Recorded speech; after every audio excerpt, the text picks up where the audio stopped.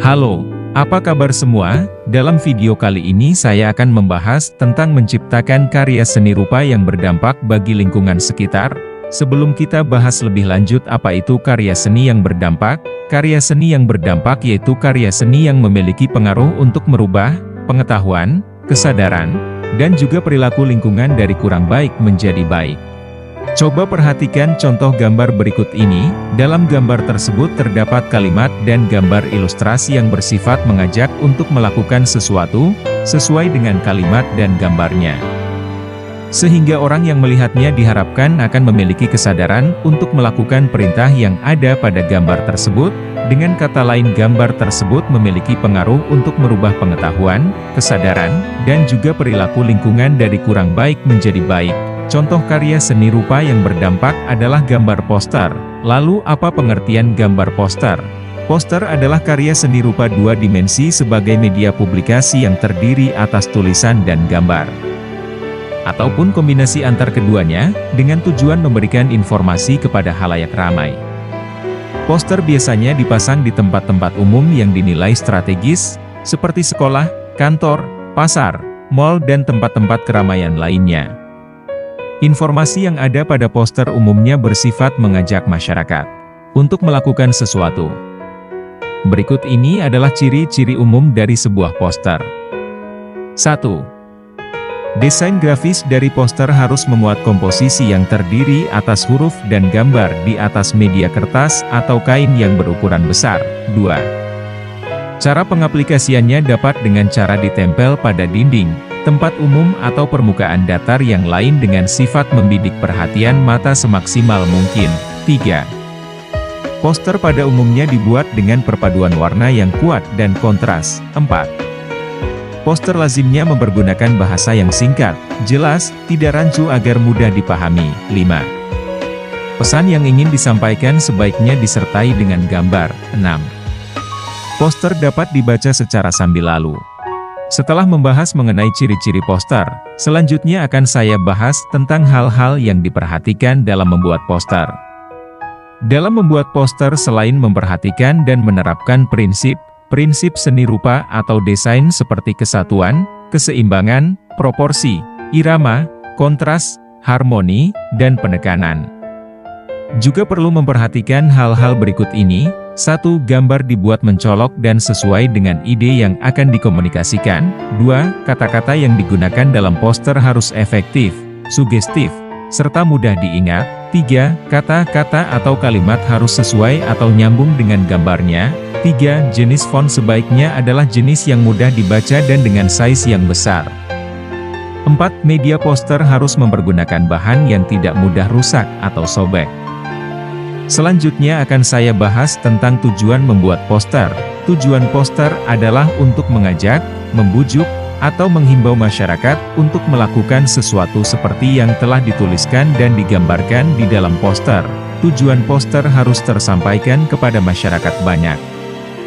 Itulah mengapa poster dipasang di tempat-tempat yang begitu strategis seperti jalan-jalan utama, pasar-pasar, dan tempat-tempat lainnya.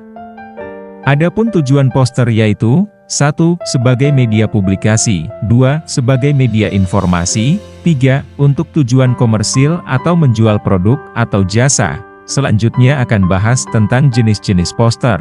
Poster memiliki banyak jenis. Poster dapat dibuat sesuai dengan kebutuhan, ciri-ciri, dan tujuannya masing-masing. Adapun jenis-jenis poster menurut sumber belajar Kemdikbud dan sumber yang lain adalah sebagai berikut. 1. Poster niaga dan poster komersial. Poster niaga dan poster komersial adalah poster yang dibuat untuk media komunikasi dalam urusan perniagaan untuk menawarkan suatu barang atau jasa dengan tujuan mencari keuntungan. 2. Poster kegiatan. Poster kegiatan adalah poster yang berisi suatu kegiatan, seperti kegiatan jalan sehat, senam, dan lainnya. 3. Poster pendidikan. Poster pendidikan adalah poster yang bertujuan untuk mendidik. 4. Poster layanan masyarakat. Poster layanan masyarakat adalah poster untuk pelayanan kesehatan yang berhubungan dengan kesejahteraan masyarakat. 5. Poster propaganda. Poster propaganda adalah poster yang memiliki tujuan untuk mengembalikan semangat pembaca atas perjuangan atau usaha seseorang dalam melakukan hal yang bermanfaat bagi kehidupan. 6. Poster kampanye. Poster kampanye adalah poster yang bertujuan untuk mencari simpati dari masyarakat pada saat dilakukannya pemilihan umum. 7. Poster dicari atau wanted. Poster dicari atau wanted adalah poster yang bertujuan memuat orang hilang atau suatu perusahaan yang membutuhkan pekerja. 8. Poster chase cake. Poster chase cake adalah poster yang bertujuan menarik perhatian publik, seperti bintang rock, artis, penyanyi, dan lainnya. 9. Poster film. Poster film adalah poster yang dibuat dengan tujuan untuk mempopulerkan suatu film yang diproduksi dalam industri perfilman. 10. Poster afirmasi. Poster afirmasi adalah poster untuk memotivasi pembacanya, biasanya tentang kepemimpinan, dan lainnya. Nah, itulah tadi penjelasan tentang jenis-jenis poster. Tentunya dari berbagai jenis poster tersebut kalian bisa memilih salah satu jenis poster yang bisa berdampak bagi lingkungan sekitar, khususnya di lingkungan sekolah. Selanjutnya akan saya bahas bagaimana cara menciptakan karya seni rupa yang berdampak bagi lingkungan sekitar. Adapun langkah-langkahnya sebagai berikut. 1. Tentukan topik dan tujuan. Topik merupakan inti atau pokok permasalahan yang sudah ditentukan dan dibatasi. Pertama, Anda harus menentukan apa yang ingin dibahas dalam poster tersebut, yaitu masalah yang ada di lingkungan sekolah. Lalu sebenarnya apa itu masalah? Masalah adalah keadaan yang tidak sesuai dengan norma, nilai, ketentuan, peraturan yang sudah disepakati, sehingga dapat menimbulkan keadaan yang tidak disukai, tidak nyaman, kekacauan, atau kerusakan tatanan hidup bersama. Setidaknya terdapat dua masalah umum di lingkungan sekolah, yaitu masalah lingkungan hidup dan masalah sosial. Masalah lingkungan hidup misalnya, sampah yang bercecer, tanaman hias yang rusak, kebisingan yang mengganggu konsentrasi, kepengapan ruangan, dan lain-lain. Masalah sosial, misalnya perundungan, bullying, dalam bentuk perkataan atau perbuatan, intoleransi antar peserta didik, membolos sekolah, dan lain-lain. Agar topik tidak terlalu luas maka perlu dibatasi agar lebih spesifik, misalnya masalah di lingkungan sekolah seperti sampah yang berceceran. Selanjutnya tentukan pula alasan Anda membuat poster tersebut. Alasan membuat poster tersebut adalah untuk mengatasi permasalahan di lingkungan sekolah, misalnya sampah yang berceceran di lingkungan sekolah. Selanjutnya langkah yang kedua adalah, buat kalimat singkat dan bersifat mensugesti. Poster biasanya dibaca secara sekilas oleh pengunjung. Untuk itu, buatlah kalimat yang singkat dengan bahasa yang mudah dipahami oleh semua orang, agar bisa dibaca hanya dalam waktu sesaat serta mudah diingat.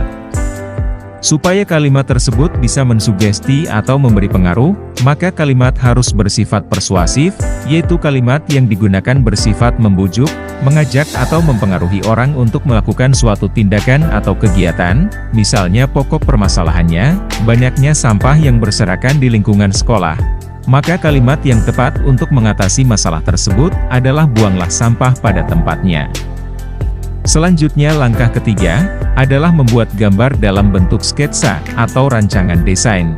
Setelah menentukan kalimatnya maka dibuat gambar yang sesuai dalam bentuk sketsa. Gambar dibuat dengan proporsi jauh lebih besar dibandingkan dengan tulisan. Gambar dibuat terlebih dahulu baru ditambahkan tulisannya. Langkah berikutnya yang keempat adalah teknik dan media. Setelah membuat sketsa atau rancangan poster, selanjutnya adalah menyelesaikan dengan teknik dan media yang telah ditentukan. Pada dasarnya teknik pembuatan poster bisa dengan cara manual dan digital atau gabungan keduanya.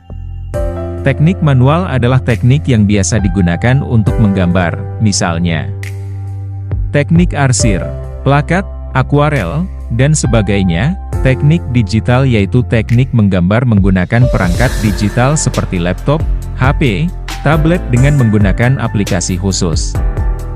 Sedangkan teknik manual digital adalah gabungan teknik menggambar secara manual dan digital, yaitu dengan membuat pola gambar di atas kertas kemudian dipindai atau difoto lalu diolah di komputer, HP, tablet dengan aplikasi khusus.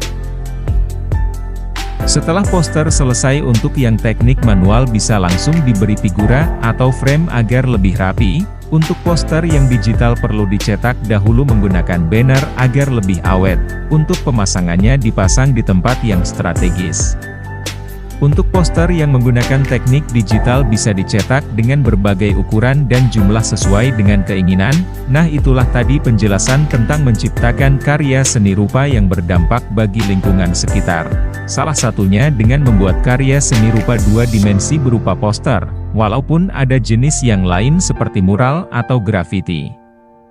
Sedangkan untuk karya seni rupa 3 dimensi bisa berupa karya seni rupa yang memanfaatkan barang-barang bekas, atau daur ulang sehingga akan mengurangi sampah barang bekas. Apabila ada penjelasan yang belum jelas atau belum dijelaskan, silahkan mengisi di kolom komentar. Terima kasih. Semoga bermanfaat.